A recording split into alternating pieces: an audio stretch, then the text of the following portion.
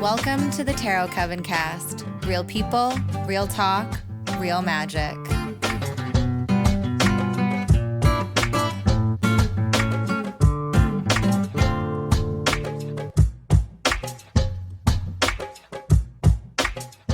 Hello out there, lovely listeners, and welcome to the Tarot Coven podcast. I'm your host, Jasmine, and joining me for this very special bonus episode are two of my amazing co-hosts. We've got Jessie. Hello, everybody. And our resident expert on all things Wheel of the Year, Jechanovia. Hi, guys. And we are here this time to talk about Beltane, what it is, and how you can celebrate. But first, I just wanted to talk a little bit about this pandemic that we are all living through, at least at the time of this recording. When this episode comes out, it will be close to the end of April, beginning of May. Who knows what situation we will be in at that time. I hope everyone is healthy and finding ways to smile. But I just kind of wanted to touch on the subject because I know that a lot of our episodes that are coming out end of March and throughout April haven't said anything about what's going on. And it does come across a little bit tone deaf and maybe that, the podcast is happening in like this vacuum where nothing is really going on around it externally. And I just wanted to, I guess, say, it's not that we didn't want to talk about it or bring it up or, have a conversation about it. It's that we record these episodes so much in advance that, the last time we actually all got together to record was before any of the quarantines or lockdowns had been put in place. So there really wasn't an opportunity to even bring it up. But yeah, I just didn't want people to think that we were just trying to sort of bypass the situation or, not take into account the way that our listeners might be feeling and what they're going through and all that kind of stuff. So I just wanted to say thank you to everybody who's out on the front lines working in healthcare and other essential services. Elena is one of those people, one of our other hosts, and we just, try to thank her every day for the work that she's doing. And to everybody else that's doing that work, I'm so grateful. And to everybody that's staying at home and doing your part by sitting on the couch, thank you. That is equally as important to help this situation. And we hope, again, that you're all healthy and finding ways to smile every day. And yeah, thank you for all the sacrifices. I don't know, Jessie, Jechanovia, did you guys have anything you wanted to add about it? Or I also agree. And, I think for us who are really trying to go more inside and hear what the intuition is trying to tell us, it's just been, a really good time to, be quiet and meditate and be more present with our loved ones. So hopefully everyone out there has also been able to bring that more into their present. Yeah. I mean, I just wanted to add too that, I'm really grateful for everyone working on the front lines. My husband is one of them as well. And also too, I know it's kind of going against our natural grain at this time of year, especially in the Northern Hemisphere. We're used to going out this time of year. This is when we're coming out of our shell. And now we're being forced and crammed back in. And I know that's really hard for some people. So I just wanted to recognize, way to go. Good job, guys. Yeah. It is such a weird time. Like, I don't think anybody really knows how to best navigate all of this. So just do your best every day. That's all that anybody can ask of you. So yeah. So this is our bonus episode. We're talking about another celebration on the Wheel of the Year. And in a way, I kind of want the episode to be a little bit evergreen because somebody could listen to this, 5 years into the future. And, hopefully by then things are different and we don't have to be thinking about ways to celebrate Beltane more indoors or with very limited outdoor space. But we will, I think, at least try to touch on ways that we can celebrate in the here and now, as well as just in general, if that makes sense. So as I said, we are here to talk about Beltane, and I think we should just start with some of the basics. So Jechanovia, what is Beltane? When does it happen? What is it? Why do we celebrate? It happens around May 1st every year. So, day or two before, day or two after, whenever it works for you in your schedule. But generally it's May 1st, or May Day, a lot of people know it as. This is your peak of spring. So this is your midpoint between your spring equinox and your summer solstice. So what this is a time of all those seeds that you've planted, they're starting to sprout. You're starting to see just the beginnings, the little bits, the new ideas just sprouting, and you're going to get really excited and you're going to want to tell everybody all your ideas, but it's not time yet. You have to just, nurture it, make sure that, everything's growing properly the way you need it to, because it may not be exactly what you're looking for. So you don't want to bring a lot of other energy into it right now, even though you're really excited. So that's just one little tidbit I wanted to throw in there right from the start. Speaking with, about the god and the goddess, this is the time when they come together. They have their union and create new life. This is that moment of conception, and there's a lot of hand fasting. So it's marriage and love, but mature love, not puppy love. This is when we've grown up and we're looking for our life partner in the romance section, or you're looking for new friends that are going to really support you as you're growing and turning into this new being that you're becoming. So there's all kinds of passion. There's lust. There's flirty energy. Everybody's feeling sexy. So that's why you get a lot of parties going on this time. Everybody's getting together because they're just breaking out of their shell from the winter, like we just mentioned. Right. I love the way that you brought up not only relationships, but with friendships, like looking to start those more, I don't know if mature is the right word, but more maybe like grown up friendships, the ones that you're going to take with you further into your life, that kind of thing. That's so lovely. And hand fasting was one of the things that I saw come up a lot in my research. And I guess I never really understood why, but yeah, there's always so many weddings during this time of year, like right from the beginning of May and towards like the summer season, right? So Yeah. I'm assuming that has been sort of passed down throughout the generations. Yeah, it was way back in our ancestors' time. It was when all the hand fastings would occur, or the marriages, depending on, where your beliefs lie.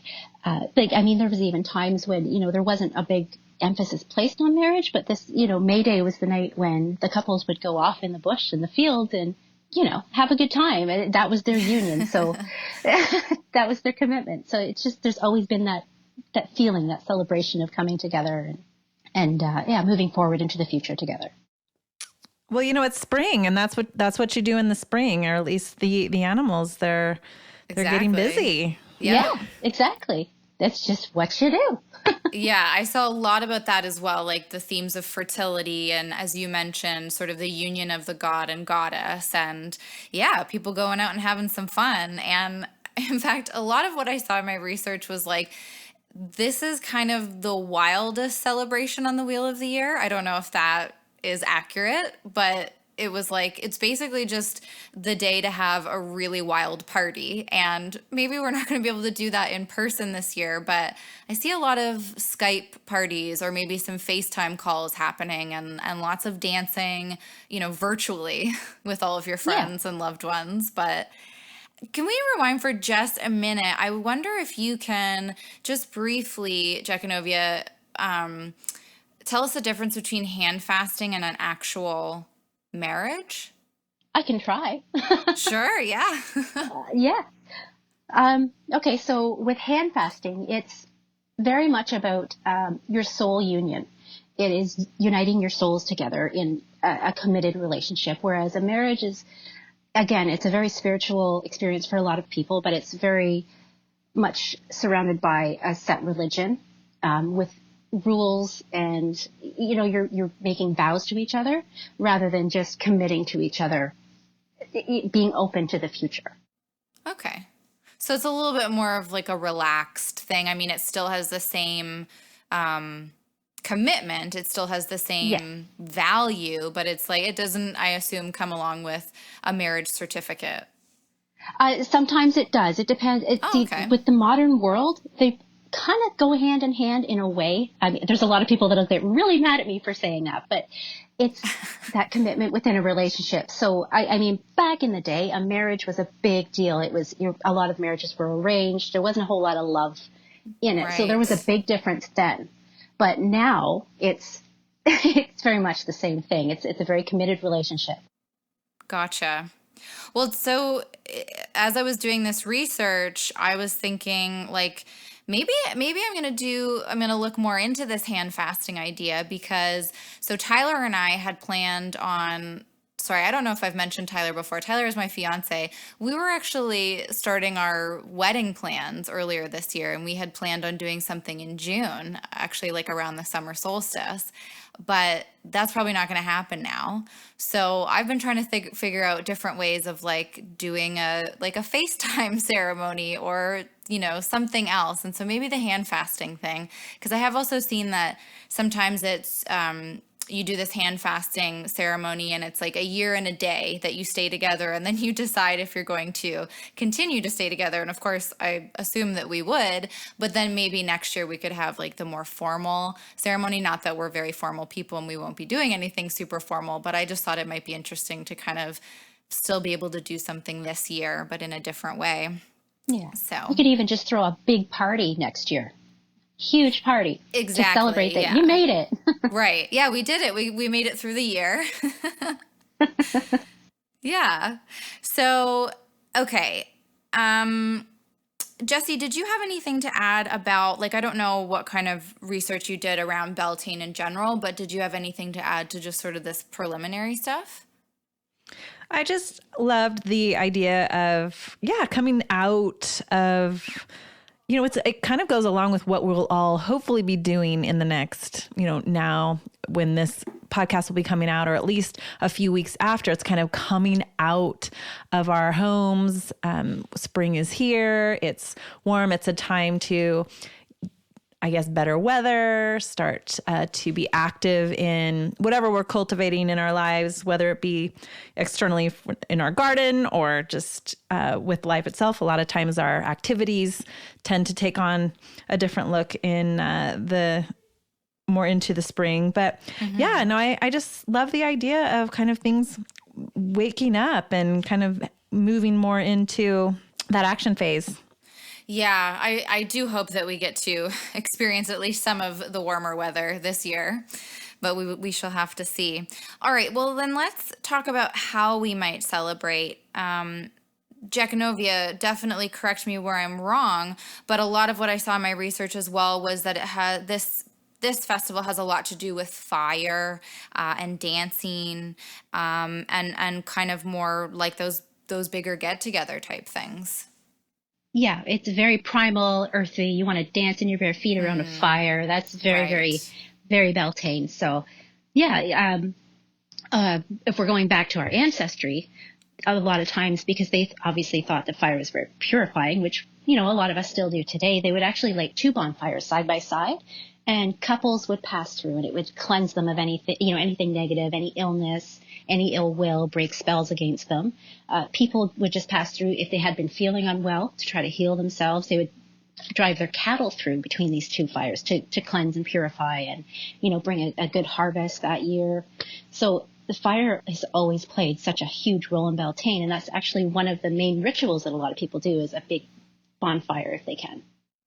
Right. So what do we think people can do this year if they don't have, because we're not all lucky enough to have a bonfire in our backyard or be in a place where we can now go out and have a fire. So really the only thing that I was coming up with was maybe just doing some candles, like a whole bunch of candles, and at least having a fire in that sense, or even bringing it into the meal that you're having, like having a spicier meal. So to evoke that idea of fire in that way. Do you guys have any other ideas? Well, I love that, Beltane, when I was looking into it, a lot of green is the color. And so thinking about, almost kind of reminded me of what you might do for around the St. Patrick's Day, but just having a lot of greenery. And you could have a lot of fun with a meal by just incorporating those colors, creating kind of a feast of greens, and even the spicy foods. That's kind of a fun way to take that. I love that they said there's a lot of braiding, and even when I think back to what I learned in school about May Day celebrations, like the maypole, but thinking about just putting on a little flower crown and braiding your hair and just kind of inviting the next, summer equinox to come, and just, life that's starting to really percolate. Yeah, absolutely. What about you, Jechanovia? Like, what will you do this year for Beltane, or what have you done in the past? Well, for me personally, because I have the ability to have a big fire, right? So that is number one. I'll throw bundles of, say, dried herbs or I like to burn birch, because birch is actually a very Beltane type of wood. So we burn a lot of birch. I collect birch bark just for my rituals during that time. Actually, just to go back really quickly, one other thing you can do to bring fire into, if you're not allowed to have candles or open flames, so a lot of that happens. If you can have incense, yes, it has smoke, so it's a lot of air, but it also requires fire. Yes. So you can also use incense if you need to, or even those fake candles. That's the thing about modern, magic, is there's no rules. You can use whatever works. Absolutely. So, yeah, I just wanted to throw that in there. No, that's great, because I think it's awesome to provide people with some ideas on how they can, still be able to celebrate inside. So yeah. Another thing that I really like to do around Beltane is, because where we are, sometimes we start to get morning dew, or if it's raining around that time, I'll collect up that water and I'll use that for manifestation magics through the year. So I have actually a jar in one of my little cabinets here where I do have last year's Beltane water. Oh, wow. So that's something that's fun. Or even if you don't have access to, putting stuff out in the rain or collecting dew, just put some water out overnight. It doesn't have to be a full moon. It's just the Beltane magic that you're infusing it with. Right. I love that. Yeah. And I did see something when I was researching, something about like washing your face with the morning dew. I've heard of that. Okay. But you're not sure where that comes from, or? I know that it has something to do with it's youth. I think it's bringing youth into your life. I've never done it, so I don't really know, but yeah, that's exactly what I saw it around as well. And it was always the way it was described. It was like, the night before you are doing all the fertility and the more like sexy romantic stuff. And then the next morning you are, using the dew to wash your face and I guess welcome in more of that warm weather, welcome in more of that earthy youth kind of energy, I suppose. So an interesting idea for sure. I might have to try that this year for the first time. Yeah, I mean, if you have access to like a clean space where you can collect some of that, I mean, why not give it a shot? For sure.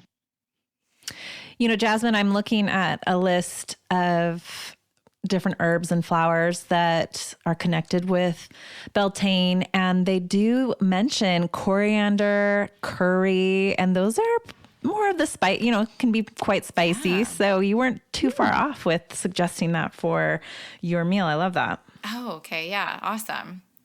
What other flowers and herbs does it have there? Looks like there's daffodil, dandelion, flaxseed, and then for flowers, more forsythia, primrose, tulips, violets. I know for some of the herbs too, I was looking at essential oils, and lavender came up as well. So some carryover from Ostara, but even nettle. Interesting. I bought stinging nettle and I'm drying it right now on my counter. I added some of it to my tea this morning just to see, but I know it has a lot of health properties. And so it's interesting that that's on the list too. Also crocus and snapdragon. How fun. So a lot of just those springy kind of pre-summer flowers. I think you could make a beautiful tablescape if you were stuck inside. Yeah, and decorating your altar or whatever space you sort of use for that kind of stuff. But yeah, I feel like that's another great activity is just, to bring everything inside and decorate like that, bringing the color inside and yeah. Yeah, and a lot of those flowers too are great for flower crowns. Which definitely is something to play with. I have never made one before. I would really like to make one. Maybe this is the first time. We should all do it and take a picture. Yeah. I just have to figure out where I can get the resources to do it, but I think it would be fun. Yeah. Really cute. A cute outfit idea. And then you put it on and you call up all your friends and you do your FaceTime dance party. I'm here for it. Let's do it. Make merry, right, drink so- wine. Yes, exactly. Oh, and speaking of wine. Yes. Yes. All right, you guys, I have the best recipe and I was looking for ideas. We'll totally credit this and link in the show notes. But it was a Beltane wine. And now at Jechanovia, you call it mead, which I love because that seems so much more legit for this topic. But so rose petals is one of the ingredients, sliced strawberries. There's a herb called Damiana leaves. So I'm not quite sure what that is. I'm going to have to look into that. Also some clean lavender, a little bit of sugar, and some lemon juice in the white wine. And there's a very simple recipe to pull that together, but doesn't that sound delish? It sounds amazing. It sounds like a very witchy sangria. Yeah. Oh, totally. I'm so into it. And if you are not a wine drinker, I was thinking, perfect for just whatever, sparkling water or even just a light flavored sparkling water would totally work for that as well. So we'll have to try that on our Beltane celebration. Mm-hmm.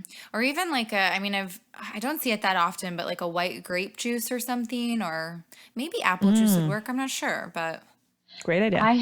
I had once, it was this non-alcoholic wine stuff, but it was sparkling elderflower. Absolute best tasting stuff I've ever had, and I can't find it again. So I highly recommend to anybody who can find the sparkling elderflower water, please do yourself a favor. It's so good. That sounds magical in and of itself. Sparkling elderflower water. I love it. Okay, so the only other thing that I kind of came across in my research was that similar to Samhain, am I saying that correctly, Jechanovia? Yeah, that's right. Yes. Okay. So similar to Samhain, which is actually like on the other end of the wheel from Beltane, right? It's this is a time when the veil is thinner. So people do a lot of practices around divination or connecting with guides, connecting with spirits, gods, goddesses, all that kind of stuff. So I would say that, we're going to do tarot every day all the time anyways, but this might be, if you're just getting started with tarot, or if you are just getting started with connecting with guides and that kind of thing, like Beltane might be a really great time to sort of kickstart that. Do you know anything else about that, Jechanovia? Oh, yeah. Yeah. Like you said, Samhain is the opposite end of Beltane. Mm-hmm. A great time for divination. I like it for forecasting. Now at Samhain, I do a lot of shadow work, inner work, closing down for the winter. But at Beltane, when I do things, it's more of, it's coming out of that shell again. So it's a lot of, like I said, forecasting. It's reaching for communication with the fairy realm, because that's my Beltane thing. I love the fairies for Beltane. So that's it. Samhain is the celebration of of death, and Beltane is the celebration of life. Is kind of the opposite ends that I work with. Gotcha. Hey, I'm Jasmine. And I'm Mel's. And we're the hosts of the Damn Fine TV podcast. We cover shows like American Horror Story, The Haunting of Hill House, Westworld, Chilling Adventures of Sabrina, and so much more. Lately, we've been talking a lot about the early years of Twin Peaks, the show this podcast was named after, and starting very soon, we're going to be talking about it even more. Starting on May 19th, we'll be breaking down 2 episodes of Twin Peaks Season 3 every week. Isn't it so dreamy?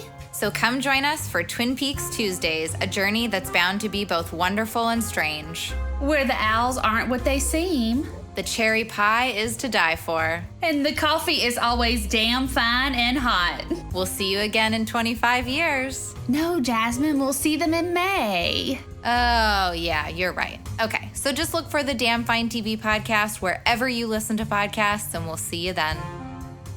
Tell us more about the fairies. The fairies are practical jokers. They have a sick sense of humor sometimes. But if you learn to laugh, they just want you to have fun with life. They don't want you to take life so seriously. They'll help your garden grow. If you work to, clean up the area around you, they'll leave you little blessings here and there. You'll find maybe a coin on the sidewalk. They're just these little spirits that they just brighten your day. I just love the fairies so much. How might somebody who has never tried to connect with them sort of start that journey? Well, they are very connected to the earth. So if you take any kind of enterprise with connecting with the earth, whether it's walking around barefoot, sitting under trees, picking up garbage, the fairies are going to notice that and they'll just start bringing you blessings. They kind of they find you. I'm not sure how you can go out looking for them, but if they don't want to be found, they will not be found. Interesting. I love that. I did see some stuff about fairies in my research as well, but being somebody who I've never really done that, I've never tried it, but I'm super interested in it. So I just wasn't sure how to really approach it, but I'm super glad that you brought it up. So, and I mean, what a lovely idea that is, that you can clean up your general area and make things nicer for, the earth and the environment itself. And then you might just get like a little visitor. It's so cute. Yeah, I just find they're just good luck. They're just fun and sweet. Like, they're not little Tinkerbells. Like, I don't have that image in my mind that it's some Disney character, but they're just little nature sprites, little nature spirits. That's funny that you said that, because that's exactly what I have in my mind. Oh, whatever works for you, go for it. Yeah, it's just like the only image that I could call. I was thinking of that, and, ironically enough, another more Disney characters. I guess they're actually, maybe they're witches, but the three characters from Sleeping Beauty. I think they're the three Flora, little witches. Fauna, But and yes, yes. But to me, they're very like, I don't know. Maybe I'm off the mark there, but they felt fairy-like to me. So. Oh, they're fairies. They are so fairies. Awesome. Well, that's really cool. And then, so speaking of tarot, we are definitely going to put together another spread for all of our listeners. I think maybe this time we will, let's do fire as the password. Like usual, I'll put the link in the show notes. And then all of our amazing VIP listeners can get access just by using the code FIRE. So it'll be another Coven creation. Very excited about that. And, we have one more kind of recipe to share, Jechanovia. I am going to share my sacred ginger beer recipe you can make at home on your counter. It sounds amazing. And so this is like an actual alcoholic beer, so it's just for the adults at home, but it sounds so lovely and so easy. And again, this idea with the ginger, I mean, ginger is pretty warm when you're having it like that. So I would assume that this is like another kind of getting your insides kind of fired up energy, right? So yeah. Jess actually had a really good recipe for the tea that she puts ginger in.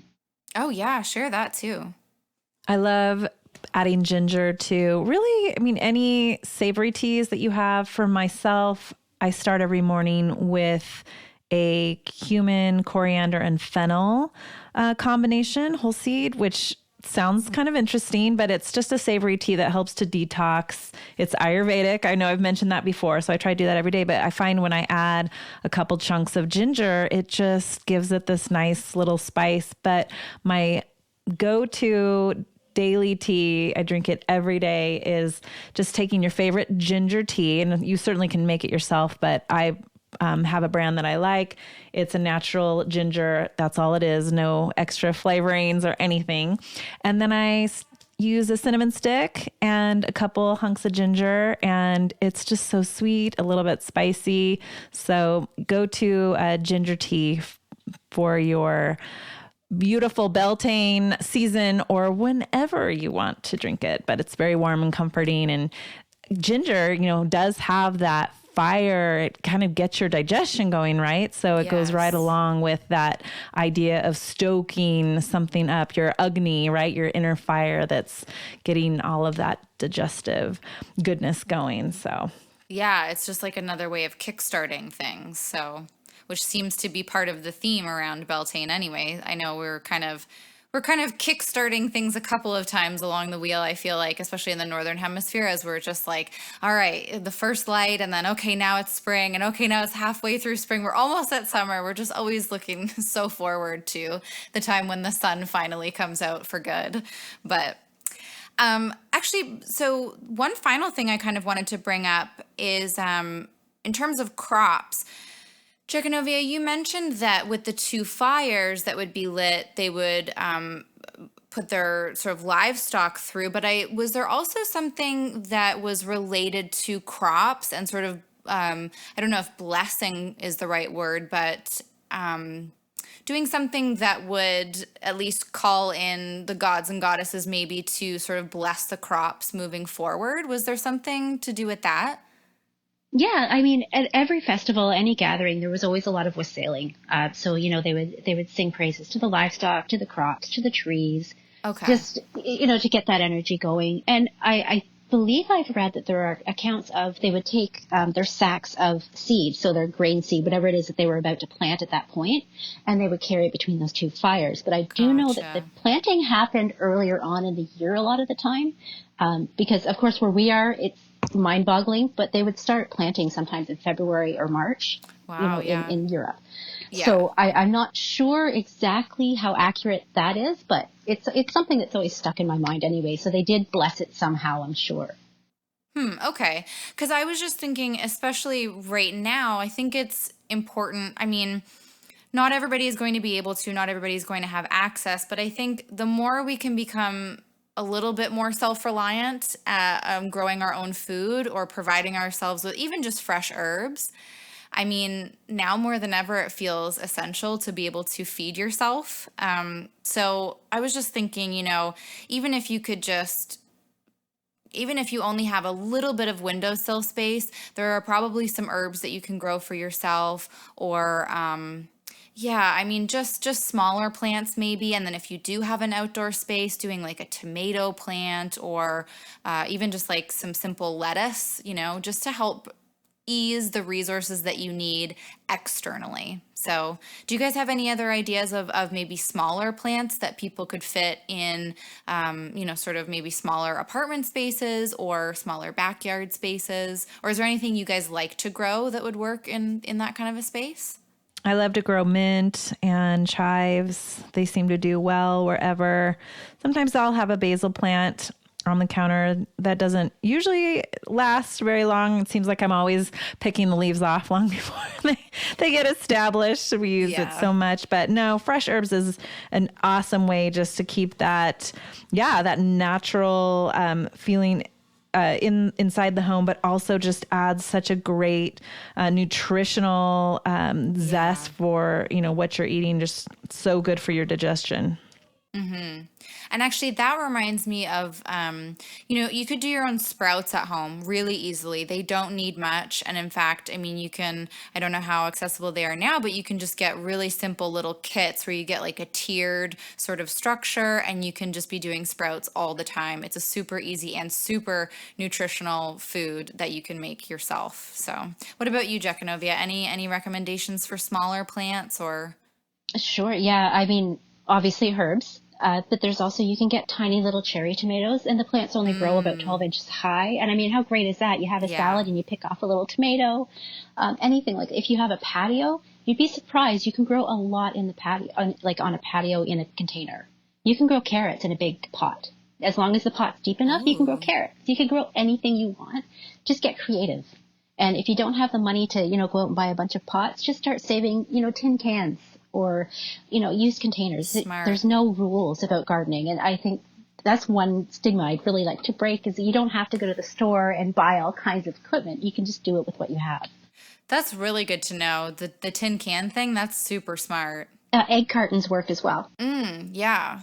Yeah, so much that we don't learn in school, right? Just of how to just feed ourselves. Actually, I wanted to ask you because you have... I mean, I can cut this out if you don't want us to put it out there, but you have your other account, the Homestead account. And I wondered if you wanted to share that on the show since you're kind of sharing things that that's like helpful for people right now.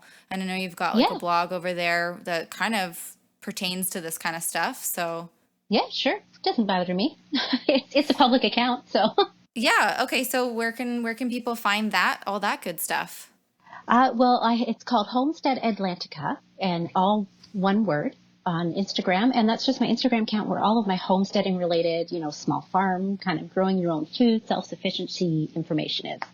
And I am always open to questions. I do understand that not everybody knows how to, live this way more frugally and more self-sufficient. So I am open. There are no stupid questions. Please just ask.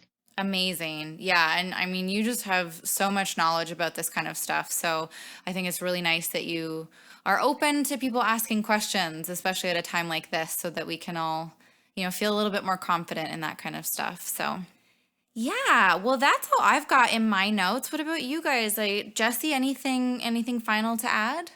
I think I will just say that everyone, no matter where they're at, has the space to dance. And so if you're wanting to get that energy going, it's a great way to celebrate Beltane just where you are. So have a dance party. We should be doing that every day, right? Oh, agree. Yes. Yes. Listen to Jess. She's the boss right now. Might have to host my own Beltane dance party. I mean, I kind of like this idea. I don't know if we can get something going, but maybe we'll have to talk about that a little bit more and see what we can do, because I think it would be fun to have a little dance party for the Beltane. But what about you, Jechanovia? Anything final to add? No, just do it. Don't read a million books on, how to celebrate Beltane. Figure out how it works for you and just do it. There's no wrong way, like I always say. Amazing. Well, that's going to do it for this bonus episode. Thank you so much for listening. Jesse, where can everyone find you on social media? Hey guys, I am at Tarot on Instagram and also tarottarot.com with one T in the middle. And what about you, Jechanovia? I am Tarot and Time on Instagram, and if you just search it, you'll be able to find me. Perfect. And you can find me at the.written.witch. Thank you for listening, and we'll see you next time. Bye-bye. Bye. Bye now. Thank you so much for listening to this bonus episode of the Tarot Coven cast. Stay tuned for our next bonus episode all about the summer solstice, and for our next regularly scheduled episode where the Coven is going to take you through a tarot reading. And until then, everyone, keep making magic.